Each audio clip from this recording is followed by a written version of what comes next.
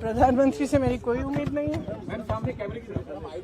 क्योंकि अगर प्रधानमंत्री जी को इतनी भी परवाह होती तो कम से कम बात तो करते, बुला तो लेते। फिर से जब आपने मेडल लेके आए तो आपने बुलाया ना, घर चाय पिलाई, तो बुलाइए, बात करिए। बच्चियां हैं, बच्चे हम सबकी बच्चियां हैं।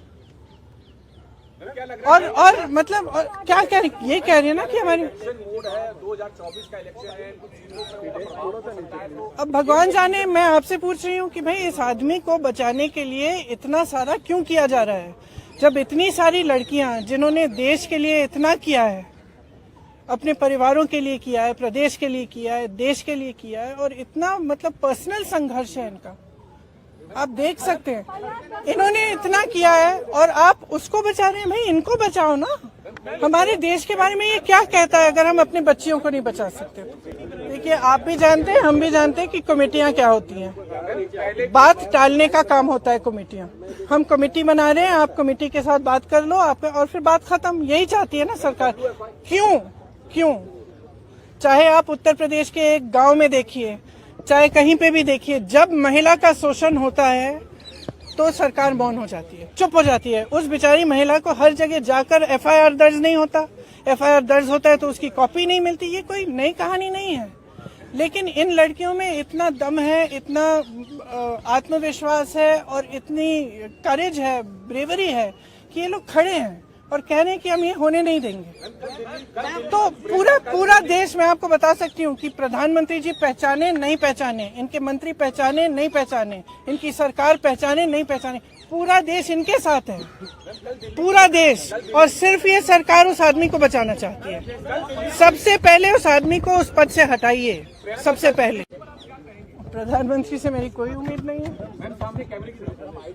क्योंकि अगर प्रधानमंत्री जी को इतनी भी परवाह होती तो कम से कम बात तो करते, बुला तो लेते। फिर से जब आपने मेडल लेके आए तो आपने बुलाया ना, घर चाय पिलाई, तो बुलाइए, बात करिए। बच्चियां हैं, बच्चे हम सबकी बच्चियां हैं।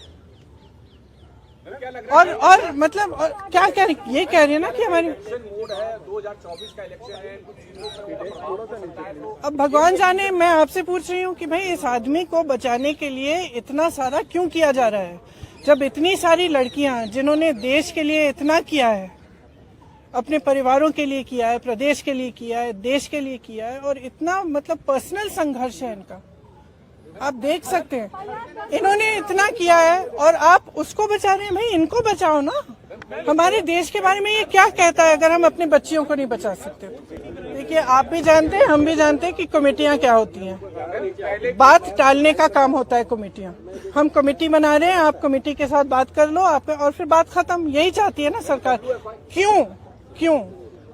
चाहे आप उत्तर प्रदेश के एक गाँव में देखिए, चाहे कहीं पे भी देखिए, जब महिला का शोषण होता है तो सरकार मौन हो जाती है, चुप हो जाती है। उस बेचारी महिला को हर जगह जाकर एफआईआर दर्ज नहीं होता, एफआईआर दर्ज होता है तो उसकी कॉपी नहीं मिलती। ये कोई नई कहानी नहीं है, लेकिन इन लड़कियों में इतना दम है, इतना आत्मविश्वास है और इतनी करेज है, ब्रेवरी है कि ये लोग खड़े हैं और कह रहे हैं कि हम ये होने नहीं देंगे।